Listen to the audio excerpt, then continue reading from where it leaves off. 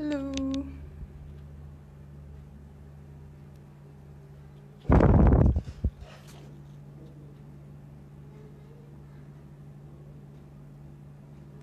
Hello Dea. Thank you. Halo Ditya. Jadi sekarang kita lagi nunggu untuk stream talk stream talk ketiga untuk mulai. Jadi mau nyampein sedikit tentang ICC. Mungkin ada yang baru join ICC. Nah, jadi ICC itu singkatan dari International Culture Conference, di mana ini sebagai pengganti acara yang biasanya FLAT adain setiap tahunnya, yaitu International Culture Fest atau IC Fest. Jadi untuk tahun ini kita alhamdulillah bisa mengadaptasikan dengan situasi dengan meluncurkan sebuah program yang bernama ICC. Nah, ICC ini tuh merupakan gabungan antara stream talk sama webinar. Jadi agenda yang ada sekarang ini merupakan stream talk, yaitu live IG bareng pembicara-pembicara yang udah diundang, yang udah pasti berprestasi dan juga kompeten untuk melakukan stream talk bersama kita ini. Nah, pada hari ini kita kebetulan akan live bersama mantan Presiden DEMA-U, yaitu Kak Sultan Rifandi. Itu nanti kita akan undang pada jam 4. Sekarang kita lagi nunggu cek masa. Jadi hello, udah lumayan banyak nih ya yang join. Jadi mau ingetin lagi kalau sekarang kita mau masuk ke stream talk ketiga, di mana topiknya itu Students' Perspective Towards New Normal Policy.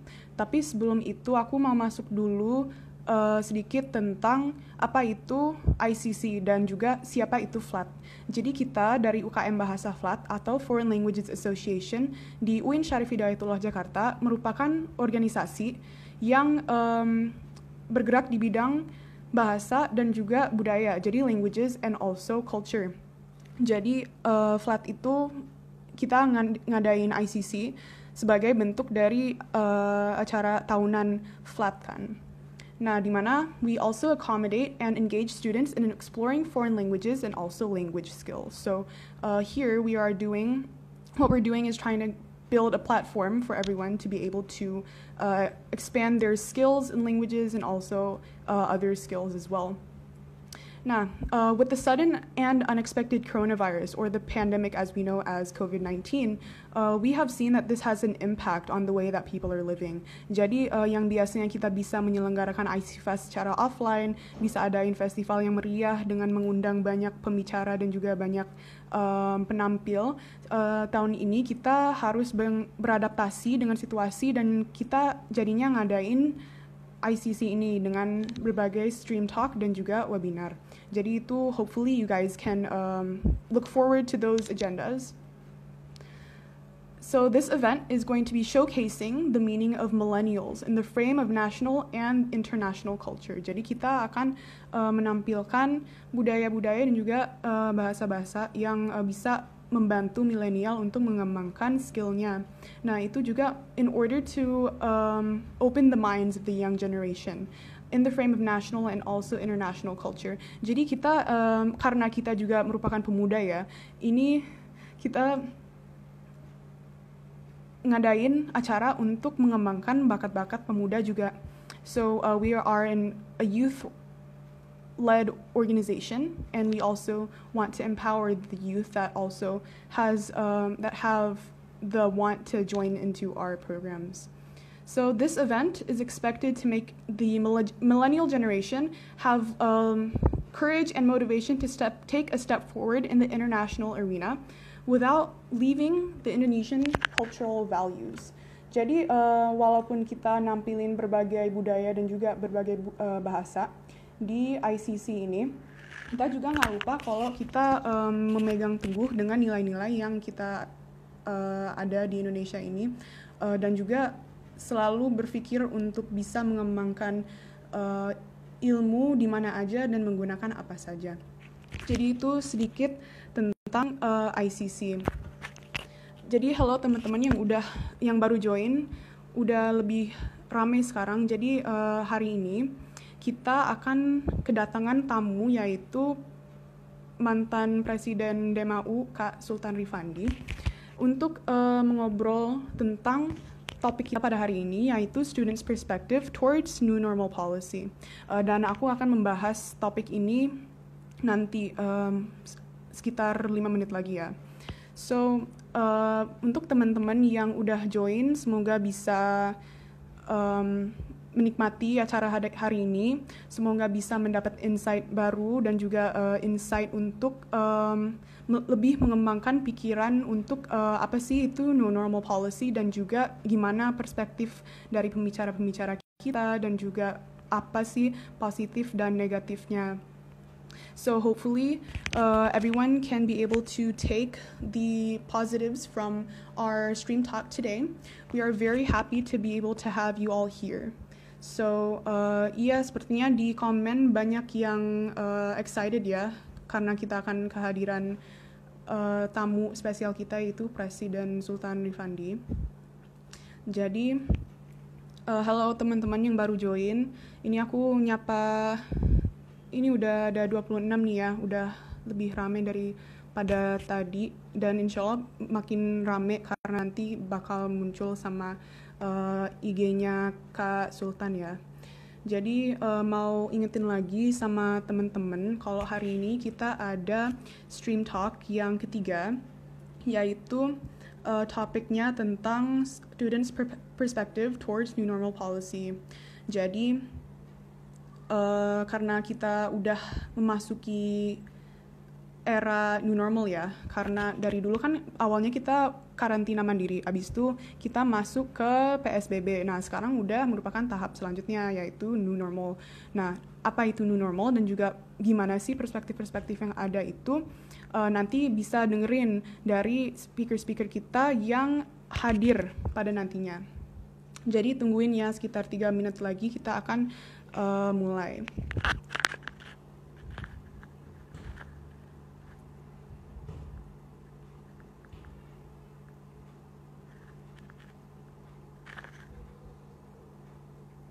Jadi sambil persiapan juga, ini aku mau coba ngepin apa tuh namanya, informasi tentang stream talk kita hari ini.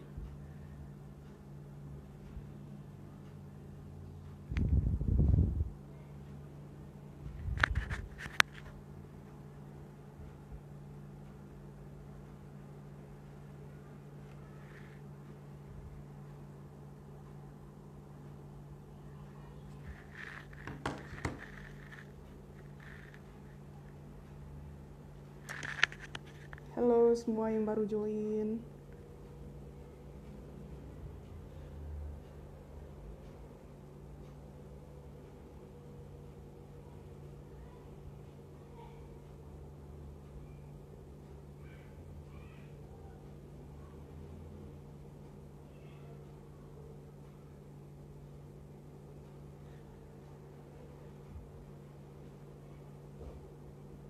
Halo semuanya, ini sekarang aku lagi mau pin tentang informasi topik untuk hadir, bersabar ya.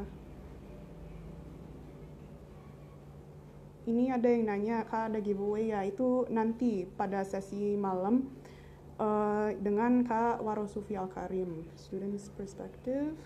Sekarang kita akan, bentar lagi kita bakal mulai sesi mengenai Students' Perspective Towards New Normal Policy.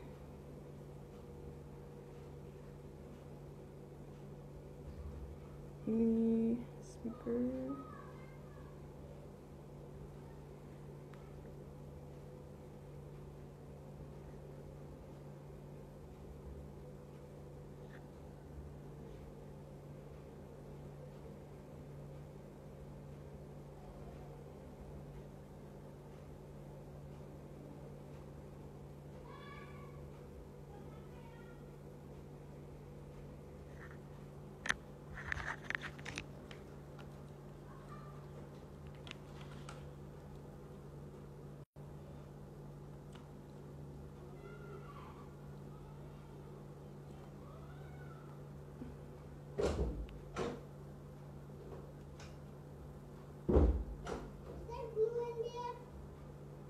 No, there's no glue in here.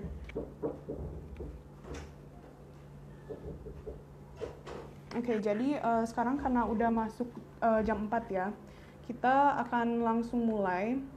Ini pertama aku mau kenalin dulu, nama saya Nadia Daulay dan sekarang saya hadir di sini sebagai moderator. Nah, seperti yang tadi udah dijelasin, hari ini kita masuk ke Stream Talk tentang topik ketiga, yaitu Students' Perspective Towards New Normal Policy, di mana kita kehadiran tamu spesial dari former President of DEMA UIN Jakarta, yaitu Kak Sultan Rifandi. Nah, pertama aku pengen bacain dulu tentang CV-nya Kak Sultan itu sendiri. Pertama, Kak Sultan ini merupakan student of political science, tapi sepertinya kemarin udah melaksanakan sidang ya Kak, jadi udah insya Allah sebentar lagi udah mau graduation ya. Terus seperti yang kita udah ketahui, merupakan Presiden Mahasiswa UIN Jakarta tahun 2019. Jadi sebelum kita undang Kak Sultan ya, aku mau jelasin sedikit tentang background topiknya mengenai Students' Perspective Towards the New Normal Policy. Jadi New Normal ini merupakan kebijakan yang ditetapkan oleh pemerintah setelah berakhirnya masa PSBB dan sebagai tatanan baru untuk mengadaptasi dengan keadaan pandemi COVID-19. Protokol kesehatan tetap dijalankan seperti physical distancing, juga memakai masker, cuci tangan, dan sebagainya. Jadi kita akan lebih lanjut membahas hal-hal tersebut, pokoknya perspektif tentang apa aja sih yang harus diketahui tentang new normal dan juga perspektif-perspektif yang ada. Jadi setelah itu aku mau baca rundown-nya juga untuk acara pada hari ini.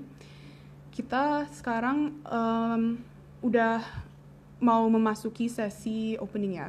Jadi setelah itu kita bakal ada sesi conversation dulu sama Kak Sultannya, itu dari 16.05 sampai 16.35. Jadi sekitar 30 menit kita akan mendengar perspektif dari Kak Sultan sendiri. Nah, baru setelah itu kita akan masuk sesi Q&A. Sesi Q&A ini juga berlangsung selama 25 menit dari 16.35 sampai 16.50. Jadi bagi kalian yang pengen nanya langsung sama Kak Sultan, bisa banget langsung nanya di live ataupun di DM. Nanti kita bakal milih pertanyaan yang akan ditanyain ke Kak Sultan.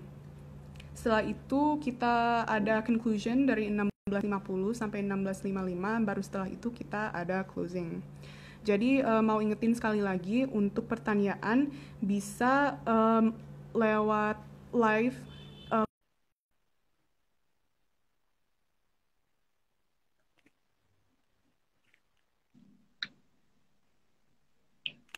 Halo, tes.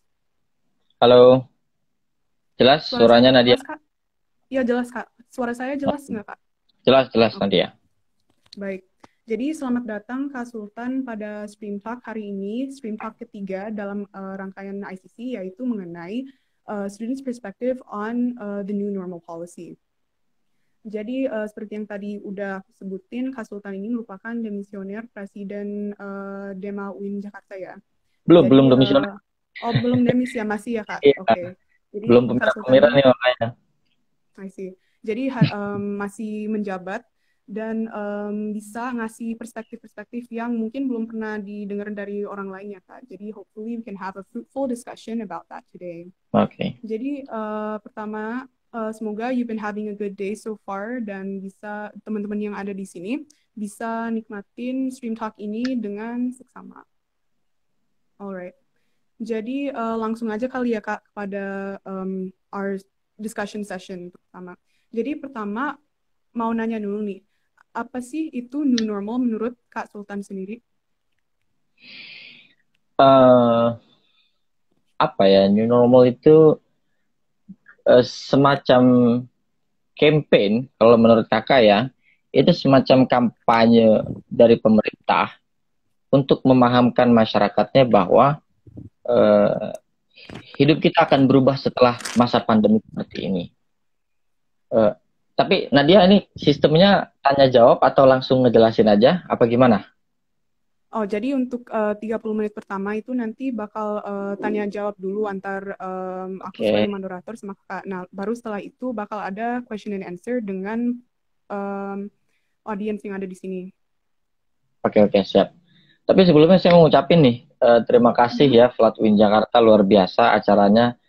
Ini wah banget loh acaranya. Saya lihat iklan-iklannya, kampanyenya, persiapannya. Jadi terima kasih sudah mengundang saya nih Nadia di Ah, acara yang luar biasa mengenai new normal life.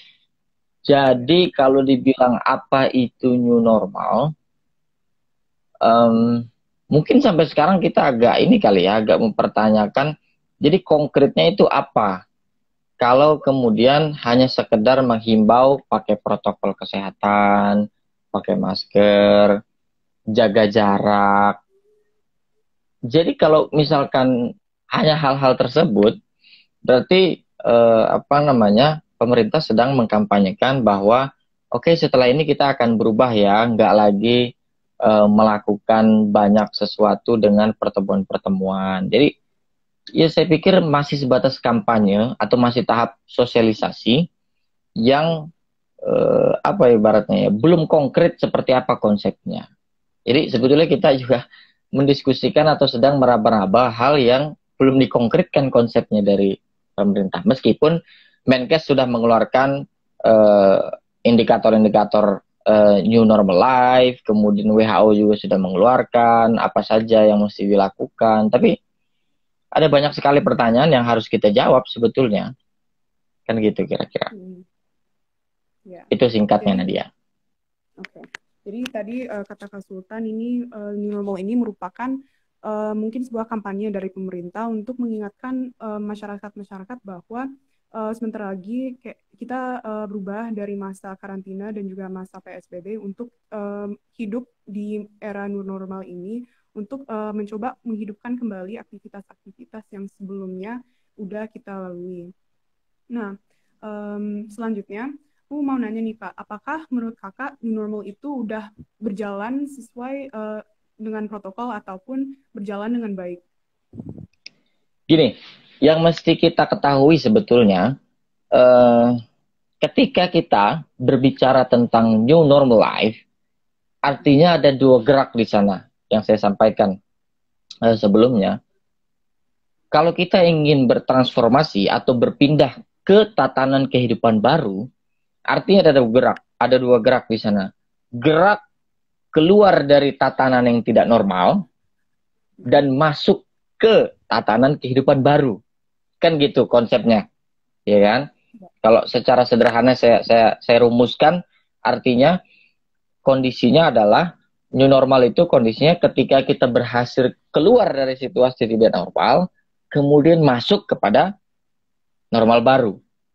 Tapi pertanyaannya adalah, apakah kita sudah berhasil keluar dari keadaan yang tidak normal ini? Ya kan? Atau jangan-jangan tadi sore atau tadi siang kita baca berita bahwa ternyata ada satu hari di mana kasus korban COVID itu mencapai 2.600, rekor terbaru, ya kan?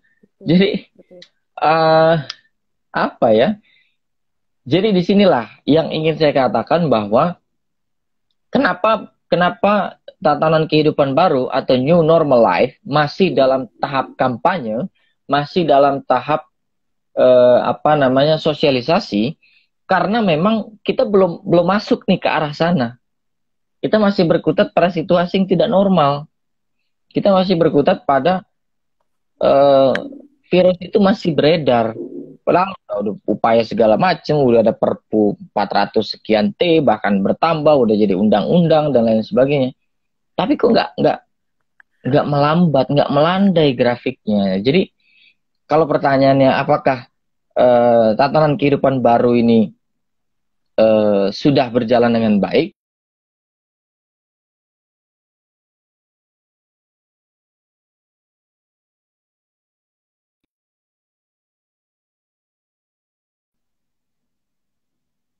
Gitu. Terputus sebentar. Jadi yang dari aku dengar tadi itu karena kita masih berkutat dalam bahwa masih ada semacam fear untuk keluar untuk melaksanakan aktivitas-aktivitas seperti biasanya. Tapi kita juga harus menghadapi realitas bahwa kita harus juga beraktivitas seperti normal kembali karena ini akan berdampak pada banyak sektor ya.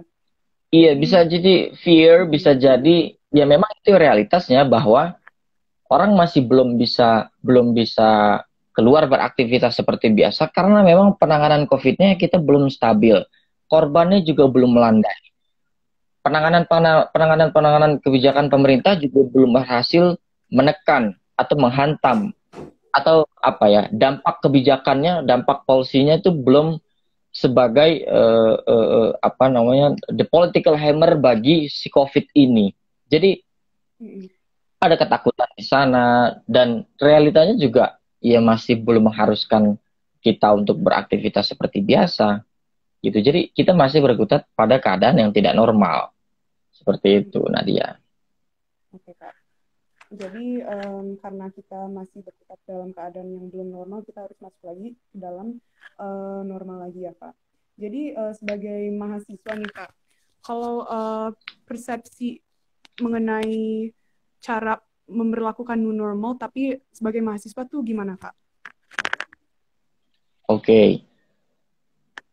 Saya agak deskripsikan panjang ya terkait pertanyaan ini. Jadi gini, ketika rumusnya adalah kita belum keluar dari ketidaknormalan, artinya kita harus bersama-sama semua masyarakat, bukan hanya pemerintah ya. Saya tidak mengatakan bahwa kita mampu masuk ke tatanan kehidupan baru itu tidak bergantung pada bagaimana penanganan pemerintahnya. Tetapi persepsi masyarakat itu juga mesti diubah. Pemahaman kebudayaan, pemahaman keberagamaan, artinya semua kehidupan kita itu mesti kita refleksikan dengan situasi di bawah pandemi seperti ini. Mahasiswa itu memiliki andil di dalam memahamkan atau mensosialisasikan bahwa ini udah harus berubah loh. Ini udah harus, pemikirannya sudah harus berbeda. Ketika misalkan, saya kasih contoh, ketika misalkan budaya kita, orang-orang yang ada di Indonesia, itu memiliki budaya yang sangat senang berguyup, paguyuban, berkumpul, beramai-ramai. Padahal, metode paling efektif bagi virus untuk menyebarkan kawan-kawannya adalah dengan berkumpul. Artinya pemahaman kebudayaan kita, itu kan mesti kita transformasikan tuh. Ya kan? Jangan sampai kita ingin menuju tatanan kehidupan baru, tetapi tidak ada transformasi kebudayaan, transformasi pemahaman budaya yang baik di tataran masyarakat. Orang masih berkumpul aja, orang masih ya apa namanya, bodoh amat, berdempet-dempetan, berdekat-dekatan. Nah, kalau kemudian pemahamannya masih seperti itu, maka tugas mahasiswa adalah yuk kita pahamkan orang tua kita, tetangga kita, teman-teman kita, sekitaran kita untuk mengatakan bahwa berkumpul boleh, tapi tentu harus melihat standar kesehatan juga. Jangan sampai apa namanya, kita memiliki budaya yang senang sekali berkumpul tetapi mengabaikan aspek kesehatan. Itu pertama. Yang kedua, ada banyak sekali juga semacam pemahaman keagamaan kita yang harus disesuaikan juga. Jangankan apa namanya berjamaah di Indonesia, bahkan kiblat kita saja di Mekah itu kan mengalami perubahan kan gitu kira-kira, sebagai kalau kita posisikan sebagai umat Muslim, di mana istau sufu vakum itu berdempet-dempetkanlah gitu kan, rapatkanlah barisan, itu sekarang tidak berlaku, ya kan? Apa namanya, harus ada jarak, bahkan harus ada 1 meter dan lain-lain sebagainya. Itu kan salah satu pemahaman keagamaan kita yang juga harus kita internalisasikan, harus kita optimalkan dengan mengatakan bahwa oke, kita sholat untuk menyelamatkan kita di akhirat atau menyelamatkan di dunia dan di akhirat misalkan. Tapi kalau ternyata kita sholat berdempet-dempetan tidak menyelamatkan kita di dunia, maka kan itu sebetulnya keluar dari apa namanya, tujuan dari sholat itu sendiri, kan gitu. Nah, jadi termasuk ada penyesuaian-penyesuaian itu tadi. Nah, jadi mahasiswa punya peran penting seperti itu, bahwa perubahan-perubahan eh, tingkah laku atau tata kehidupan kita yang mesti kita masukkan variabel kesehatan untuk menjadi variabel utama itu penting. Karena kan, atau contohnya di UIN Jakarta deh, tahun lalu di UIN Jakarta itu ada peraturan yang melarang mahasiswinya menggunakan penutup wajah. Jadi diksi hukumnya di peraturan itu penutup wajah, atau kita sebut cadar lah gitu kan. Kan rame tuh di UIN Jakarta, wah ini larang cadar, bahkan ada yang dikeluarkan dari kelas, bahkan tidak boleh ikut PBAK dan lain-lain sebagainya. Kampus melarang penutup wajah. Loh, sekarang semua orang menutup wajahnya kan gitu kira-kira. Semua orang diwajibkan menutup wajah. Disuruh pakai masker kemana-mana, bahkan nggak boleh masuk ke kemanapun tanpa menggunakan masker. Ini kan ada perubahan, ya kan? Di saat tahun lalu kampus kita melarang mahasiswa yang menggunakan penutup wajah, sekarang dunia menyerukan umat manusia untuk menggunakan penutup wajah. Kan?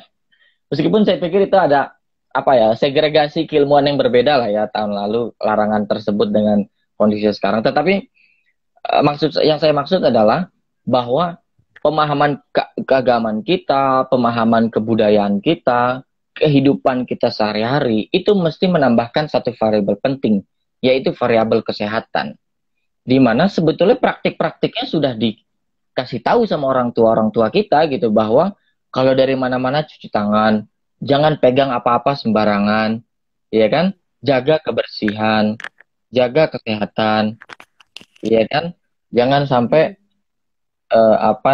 kita pakai pakaian yang nggak dicuci-cuci. Itu kan sebetulnya pesan-pesan kultur kita yang sudah dari lama itu kita udah dapatkan. Tetapi karena refleksinya baru, oh iya ternyata penting ya jaga kebersihan, oh iya penting ternyata cuci tangan, oh iya ternyata kalau kita nggak cuci tangan langsung makan, oh ini bisa mengakibatkan kita meninggal, ada virus, ada bakteri dan lain-lain sebagainya. Ini hanya pesan yang kita abaikan sekian lama, tapi ternyata dampaknya meledak sekarang akhirnya seperti ini. Nah, jadi mahasiswa penting untuk mengawal transformasi itu. Mahasiswa penting untuk bagaimana caranya kita keluar dari kehidupan yang tidak normal ini untuk kemudian masuk ke dalam tatanan kehidupan baru atau new normal life. Nah, jadi itu peran pentingnya sih. Oke. Jadi tadi banyak yang disebut tentang shift in culture ya Kak, atau pergeseran di budaya, di mana kita harus karena yang tadi Kakak bilang kita sebagai orang Indonesia biasanya suka berkumpul-kumpul, juga bersenang-senang bersama. Sekarang kita harus tetap di rumah dan juga harus menghargai orang-orang lain supaya kita mungkin kita nggak menularkan ke mereka ataupun mereka nggak menularkan kepada kita. Tapi the interesting point is that kita melihat bahwa banyak orang yang sekarang udah nggak terlalu takut lagi untuk keluar. Jadi walaupun kita udah masuk ke dalam new normal ini, walaupun seharusnya kita masih melakukan banyak protokol kesehatan seperti physical distancing, harus pakai masker juga, harus memerhatikan untuk cuci tangan, jangan nyentuh muka, dan segala macamnya itu, sekarang udah nggak lagi diperhatikan. Nah, tadi kalau misalnya dihubungin sama shift in culture, menurut Kakak gimana tuh Kak? Gimana caranya biar bisa ngebangkitin semangat orang-orang untuk melakukan protokol kesehatan, tapi juga memerhatikan dari aspek shift of culture itu? Itu memang anehnya ya. Jadi kita kalau misalkan nggak pakai shock culture itu bisa mungkin kita bisa jadi nggak sadar kan gitu. Sekarang kan anehnya, waktu pertama-tama korban COVID setiap hari berkembang di Indonesia sekitar 100-200 setiap hari, orang begitu takut. Sepi semuanya kota. Semua tinggal di rumah. Ada panic buying di sana, semuanya gebiah-uyah, kita rame tentang COVID yang berhasil masuk ke Indonesia.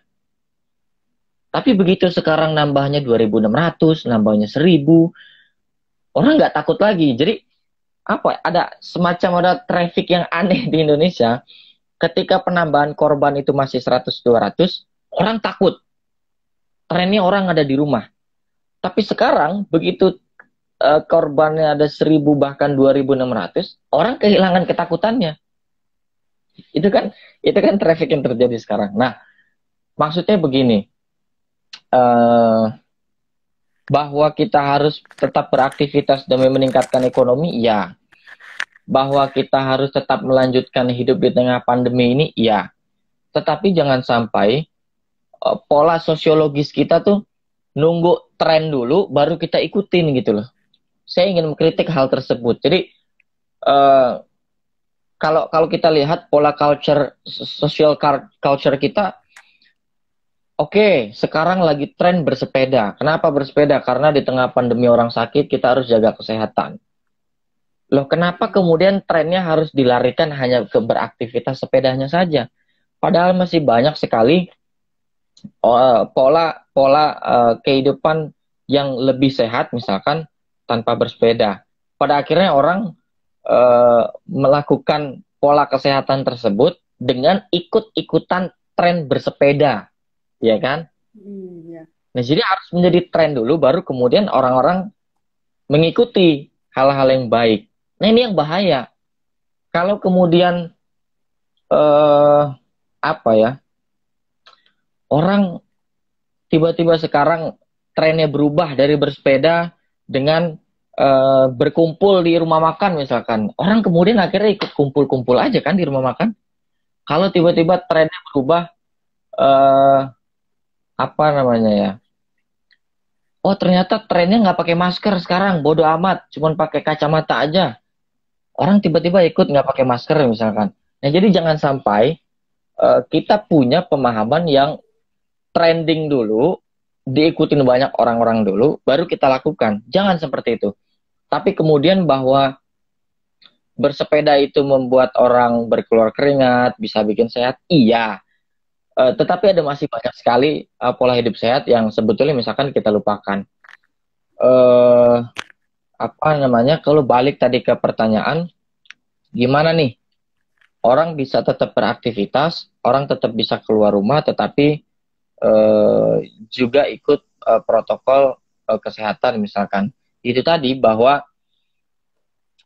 jangan sampai masyarakat kita punya pola pikir yang oh ya udahlah, kalau ketika orang lain keluar dan dia bisa selamat, siapa tahu gue juga kalau keluar ya selamat juga. Nggak gitu sebetulnya pola pikirannya. Pola pikirnya justru harus kita tanamkan, di mana ada manusia, disitulah letak kemungkinan dia terjangkit virus. Yeah. Pola pikirnya adalah ketika kita keluar rumah, di saat kita lelah, di saat kita capek, disitulah potensi imun kita menurun dan bakteri atau virus manapun kita bisa masuk. Di situ pola pikirnya. Jadi ketika kita keluar Bismillahirrahmanirrahim ala Allah tuh bukan tawakal yang ya udahlah lepas gitu aja, tapi memang bertawakal juga dengan berusaha bahwa wah ada manusia, oke, tetap harus jaga jarak, tetap harus pakai masker, mungkin dia bawa virus yang bisa menularkan. Atau sebaliknya, atau ternyata di dalam tubuh kita ada bakteri, ada virus yang bisa menularkan mereka, bisa menularkan keluarga kita, bisa menularkan adik kita. Maka dengan cara pencegahannya, kita menggunakan masker. Kan sederhana sebetulnya. PSBB, kenapa kemudian PSBB menjadi konsep yang besar? Karena sebetulnya dia mencangkup masyarakat secara umum aja, tapi pada praktiknya, keberhasilan PSBB itu tergantung pada inisiatif diri kita masing-masing kok. Meskipun pemerintah nggak menetapkan PSBB, tapi kitanya inisiatif, kitanya yang mempunyai peran untuk tetap jaga jarak, tetap pakai masker, tetap menghindari interaksi secara intens, tetap menjaga perkumpulan, saya pikir akan berhasil. Tapi kan ada banyak sekali variabel ketika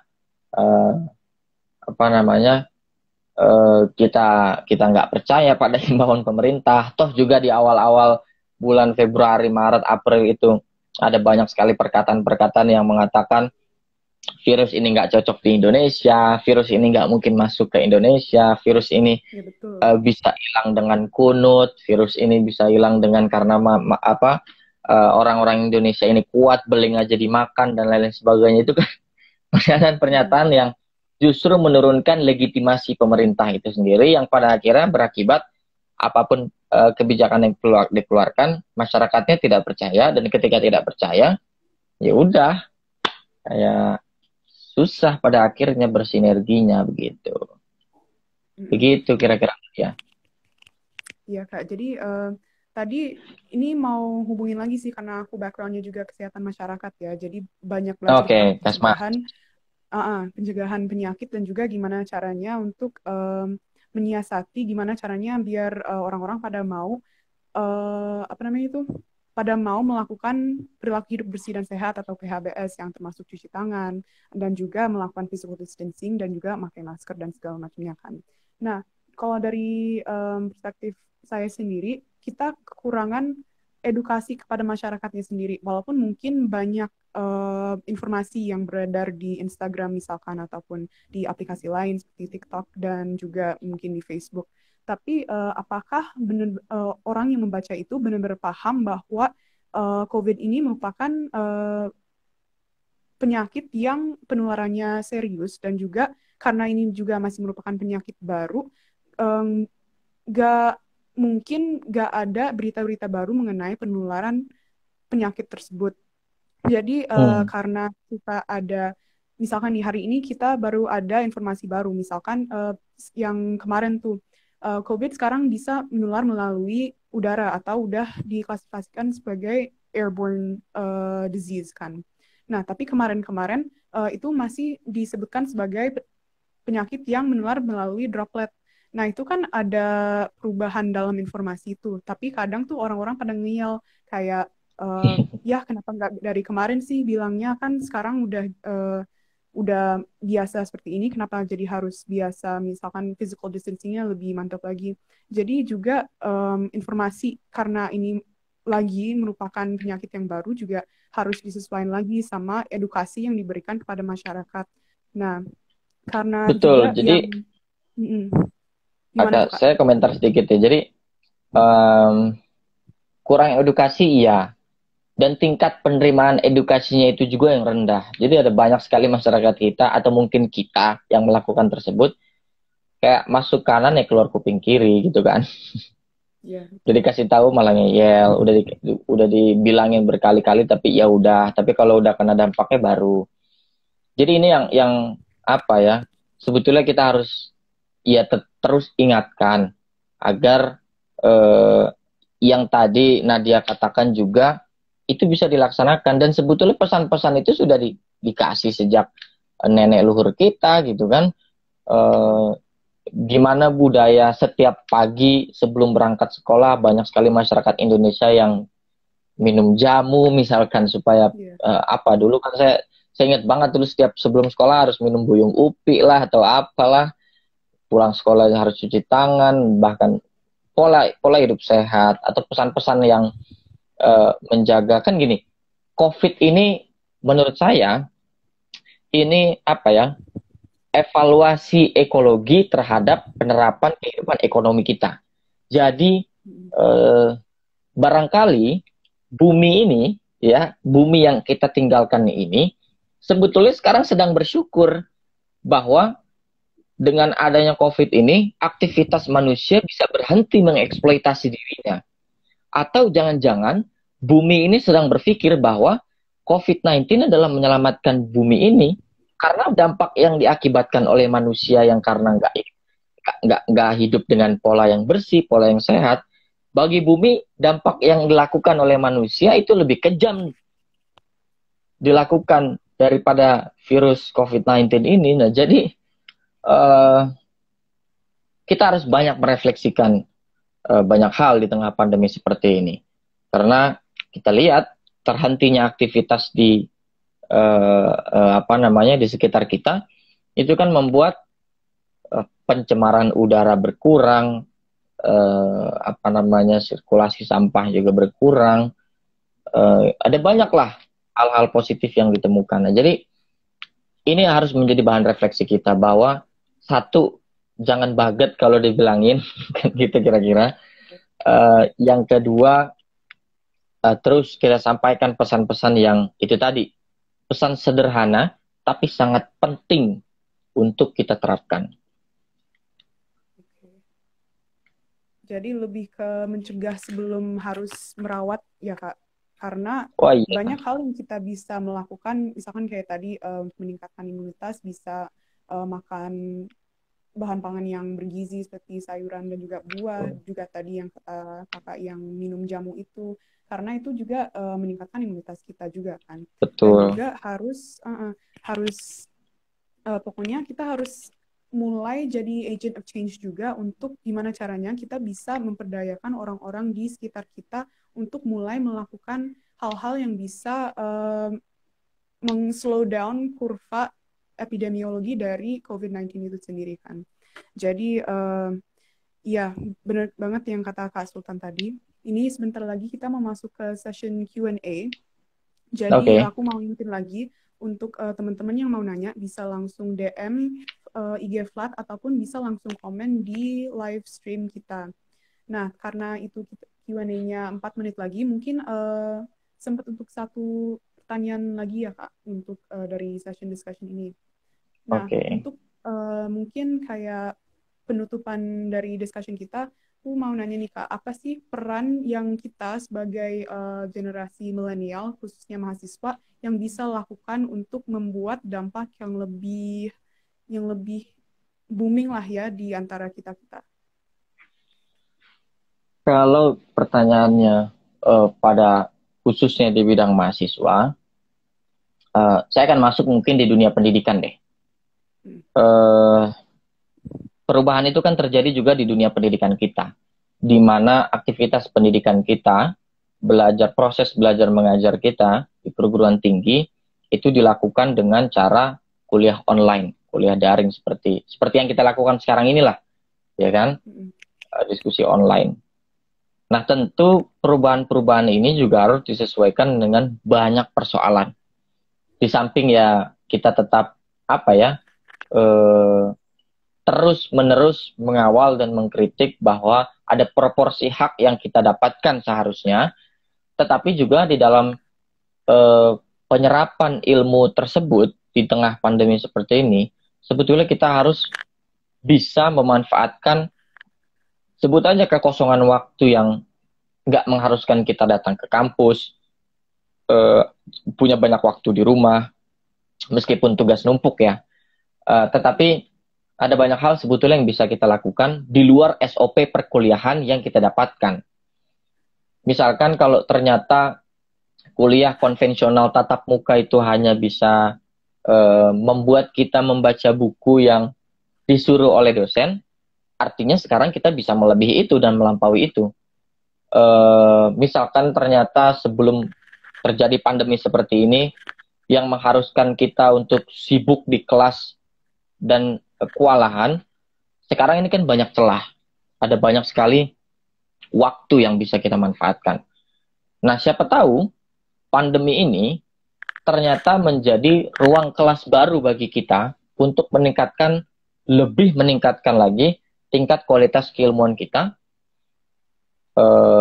atau skill-skill kita yang bisa kita pelajari sendiri. Tapi jangan sampai sebaliknya, karena memang aktivitas kuliahnya cuman hadir di Zoom, di-mute Zoom-nya, dimatikan kameranya, udah aja tanpa terkoneksi apa-apa. Ya udah, misalkan mau sambil mandi kayak mau sambil makan, dosennya ngoceh, kitanya ya bodo amat. Bisa jadi juga seperti itu. Ya jadi celah ini yang bisa kita gunakan, yang bisa kita manfaatkan. Jadi jangan sampai kita terbuai dengan kondisi yang mendukung tubuh ini nggak bisa gerak dari tempat tidur misalkan, yang nggak bisa melepaskan lengketnya tangan kita dari drakor misalkan di handphone. Kita ubah pelan-pelan misalkan dengan dampak yang lebih signifikan, bermanfaat bagi diri kita dan mungkin bagi masyarakat luas. Begitu, Nadia. Baik, Kak. Jadi kuncinya tadi tuh celah atau kesempatan yang udah kita punya sekarang tuh digunakan dengan sebaik-baiknya dan juga jangan terlalu terlena dengan keadaan yang kita hadapi sekarang, yaitu misalkan kita dikit-dikit tergoda untuk rebahan dan segala macamnya, misalkan nonton drakor. Nah, itu juga jangan terlalu terlena, tapi juga kita harus sadar bahwa kita lagi pandemi, bukan lagi bersantai-santai, jadi kita harus tetap on alert, kita harus tetap ya alert lah ya kepada semua hal yang terjadi di sekitar lingkungan kita. Meskipun ya nggak Baik apa-apa Kak, juga jadi mau nonton, nah, meskipun mau nonton ya, seharian full juga ya nggak apa-apa juga, nggak masalah. Kalau kuotanya banyak, kalau memang leluasa ya nggak masalah juga. Tapi mungkin mm, ada pilihan-pilihan lain juga kan tentu. ya. Jadi jangan terlalu fokus pada satu hal, tapi kita bisa lakuin banyak hal ya Kak. Yap. Oke. Jadi itu untuk sesi diskusinya. Sekarang kita udah memasuk sesi Q&A dari audience-audience yang ada kita yang sedang nonton sekarang. Jadi untuk pertanyaan pertamanya kita ada dari live sebelumnya ya di komennya. Yang pertama adalah apakah kita harus ikut mengampanyekan new normal, dan ini dari username Elena Yo. Eh, Langsung jawab atau gimana? Langsung jawab Kak, boleh. Apakah kita harus ikut mengkampanyekan? Mm-mm. Justru menurut saya bukan harus ikut mengkampanyekan, tapi kita memang harus ikut mentransformasikan ke new normal life. Bukan sekedar mensosialisasikan, tapi memang kita tetap harus mencontohkan juga bagaimana sih sebetulnya kehidupan setelah pandemi, karena yaitu rodanya nggak bisa ditumpukan pada pemerintah saja. Roda perubahannya nggak bisa ditentukan dari pengumuman presiden aja, tapi roda perubahan untuk masuk ke dalam tatanan kehidupan baru itu tergantung dari tumbuhnya inisiatif yang secara kolektif di masyarakat. Seperti itu. Jadi bukan hanya tentu harus ikut kampanye, tapi melampaui itu jangan sekedar untuk kampanye, tapi kita bisa melebihi sekedar mengkampanyekan, ikut mencontohkan mungkin, ikut memulai, ya kan? Jadi seperti itu. Oke Kak, jadi kita selain mengampanyekan, jangan berhenti di situ, tapi juga kita juga harus ikut dalam melaksanakan new normal ini ya. Iya. Oke, thank you Kak. Jadi untuk pertanyaan selanjutnya, ini dari username Intan Iki, bagaimana cara pergerakan mahasiswa tetap bisa menyampaikan aspirasinya tanpa demo? Karena kita harus melihat situasi juga, kalau misalnya kita ngumpul, bisa jadi resiko penularannya meningkat. Sebetulnya eh, apa ya? Saya kurang sepakat sih ketika kita harus meniadakan misalkan yang disebut metode penyampaian aspirasi dengan berdemo.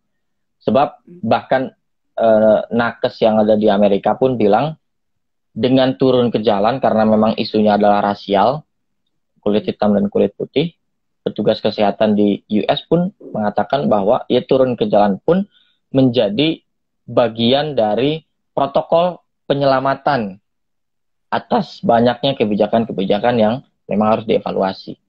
Nah sayangnya di kita belum ada suara-suara seperti itu tuh. Jadi gimana caranya tetap menyuarakan aspirasi tanpa demo? Menurut saya nggak setuju kalau harus menghilangkan demo itu sendiri. Toh juga kita bisa siasati berdemo dengan tetap melakukan protokol tersebut. Juga bisa melakukan demo online misalkan, itu bisa juga. Tapi meninggalkan sepenuhnya metode konvensional untuk berkumpul dan lain-lain sebagainya itu saya tidak sepakat juga. Tetapi menghitung atau mengkalkulasikan itu tadi variabel kesehatan harus dimasukkan ke dalam proses tahapan tersebut, tentu harus. Itu tentu harus. Jangan sampai kita menyuarakan kebenaran untuk masyarakat, tetapi secara nggak sadar kita sedang mensedekahkan kita untuk virus yang sedang beredar, kan nggak lucu juga kan. Nah jadi banyak cara juga yang bisa dilakukan, tetapi untuk menghilangkan sepenuhnya demo bagi saya tidak harus lah. Jadi bisa lihat berkaca dari situasi yang sedang terjadi ya di US sekarang, yaitu dengan pergerakan Black Lives Matter kita mereka juga Yes. turun ke jalan, dan juga Yep. pas saya baca beritanya pun itu tidak menyebabkan peningkatan dalam jumlah kasus. Jadi juga harus Yep. melihat protokol kesehatan yang digunakan. Meskipun ya masih menjadi negara yang tinggi juga tingkat korbannya. Iya, betul Kak. Jadi untuk pertanyaan selanjutnya ini dari username Shironeko, mengampanyekan new normal ke masyarakat yang old atau masyarakat yang tua, gimana baiknya? Pengalaman saya, nggak mau salaman ke yang lebih tua, dibilang nggak ngerti agama. Gimana Kak menurut Kak Sultan? Iya, ini kan apa ya? Contoh sederhana yang penting untuk kita diskusikan, tapi dampaknya kan luas. Kayak kita punya banyak budaya yang senyum itu ibadah loh, ya kan? Tabasumuka ila akhika sodakoh. Ketika kita tersenyum menjadi budaya negeri kita, karena memang anggapan itu sedekah. Terus gimana sekarang kita harus pakai apa namanya masker? Gak kelihatan dong senyumnya. Termasuk kayak salaman ini. Karena salaman itu menjadi kesopan santunan di negeri ini, ya kan? Bukan hanya sekedar dari yang muda ke yang tua, tetapi juga ke orang yang baru ketemu, apa namanya, ketemu orang lain yang baru dan lain-lain sebagainya. Kan salaman menjadi metode yang efektif di dalam bersilaturahim kan gitu kira-kira. Tapi di tengah pandemi seperti ini mungkin salaman itu bisa kita apa ya ubah lah dengan tetap bersalaman tapi nggak sampai bersentuhan misalkan. Ya banyak lah metodenya, mungkin bisa begini atau tetap menundukkan kepala, tetap seperti apa, banyak versinya gitu kan.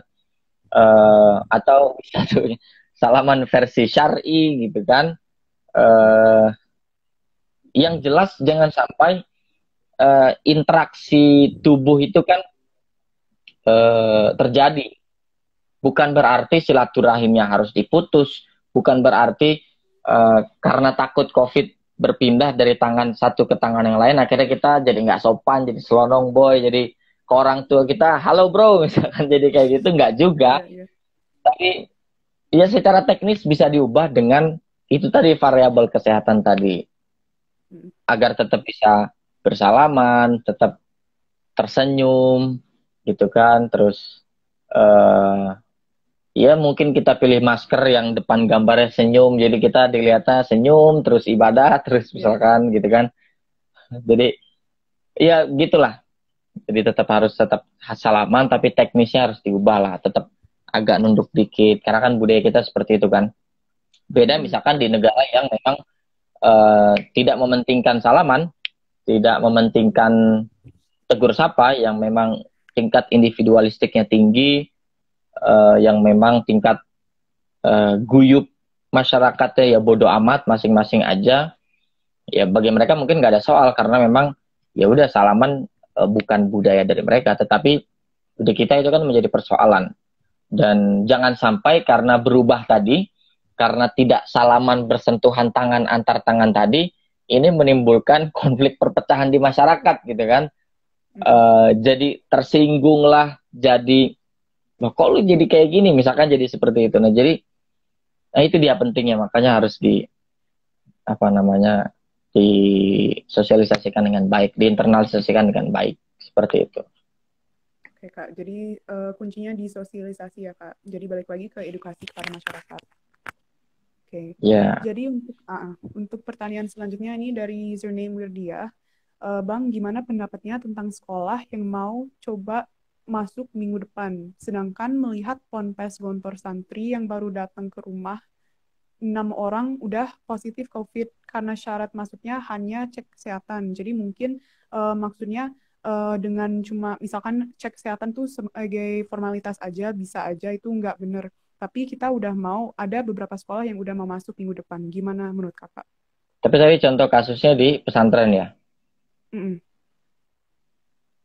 Eh ini sebetulnya dilema banget ya ketika saya komentarin pesantren dulu deh, karena tadi pertanyaannya sekolah, tapi contoh case-nya adalah pesantren. Mungkin ini menjadi dilema karena pesantren menjadi salah satu lembaga pendidikan yang penting dan menggurita di Indonesia. Yang saya pun di alumni pesantren juga, yang nggak habis pikir gimana caranya para ustadz, para kiai bisa Mm. melakukan metode kepada santri-santrinya menggunakan online. Yang padahal pesantren itu bukan sekedar mentransfer ilmu, tetapi transfer moral juga di sana. Jadi, oke, belajar itu penting di kelas, tetapi ketika ngelihat santrinya kukunya panjang itu, ya kelas belum bisa dimulai sebelum memang kita memotong kukunya. Jadi ada moral yang memang dikedepankan dibandingkan dengan ilmu. Karena kan ya al ilmu apa al adabu fokol ilmi. Tetapi di tengah pandemi seperti ini tentu itu tadi kehati-hatian itu jangan harus tetap kita gaungkan. Tapi gimana caranya di pesantren yang ya memang asramanya mungkin terbatas, kamar mandinya yang mungkin terbatas dan lain-lain sebagainya. Nah, itu saya belum sampai berpikir bagaimana solusinya. Tetapi kalau kasusnya adalah di sekolah yang ingin masuk, eh, saya nggak tahu ya bagaimana kemudian tanggapan para guru, para kepala sekolah atau pengamat pendidikan. Tetapi saya sempat melihat di beberapa sekolah yang jadi menjadikan meja belajarnya itu apa ya, kayak warnet. Ada Iya, ada temboknya gitu pembatas ya, Kak. plastik, enggak pembatas Mm. plastik. Jadi dalam satu kelas setiap mejanya itu ada kayu atau pipa yang dirangkai, kemudian jadi kayak bilik warnet gitu. Mm-mm. Ada biliknya. Bagus. Uh, Mungkin itu bisa menjadi apa ya, contoh kali ya, bisa efektif juga. Di samping kita tetap masuk sekolah, di samping si guru tetap menggunakan masker, si murid pun juga menggunakan masker, cuci tangan, bawa hand sanitizer, tapi juga membatasi dari satu meja ke meja lainnya itu dengan itu tadi, bilik pembatas tadi. Mungkin kita terjemahkan bersekolah tetap mengikuti protokol kesehatan seperti itu mungkin. Mungkin ya. Uh, tetapi kalau misalkan ada salah satu muridnya yang memang ada indikasi, wah ini bersin-bersinnya sampai meriang, derajat suhu badannya juga tinggi dan lain-lain sebagainya. Mm-mm. Saya pikir nggak usah pakai berpikir panjang, mending langsung isolasi mandiri aja, langsung ke rumah atau langsung dicek, eh, jangan sampai menularkan tadi. Jadi mungkin karena memang saya merasa bahwa belajar online di tingkat sekolah dasar itu sulit. Mm-mm. eh, Apa yang ada ya repot, yang repot sebetulnya orang tuanya. Kalau misalkan di tingkat sekolah dasar belajar online itu efektif, bisa diterapkan di tingkat SMA, sekolah menengah atas sampai atas tingkat atau perguruan tinggi lah.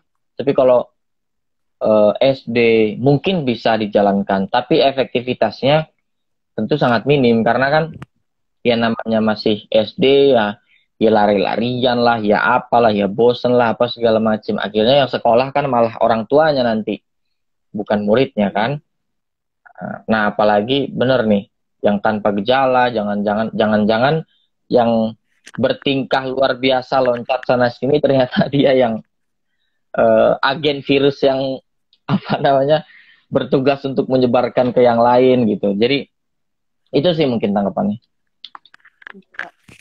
Jadi untuk setiap tingkatan pendidikan pasti beda ya tingkat keefektifan. Dan juga tadi, oh ini sebentar lagi 30 detik lagi ini mau berakhir karena Instagram memang ada Oke, 60 detik ya. Jadi ini nanti diundang lagi ya Kak biar ini bisa ke save. oke. Oke Kak.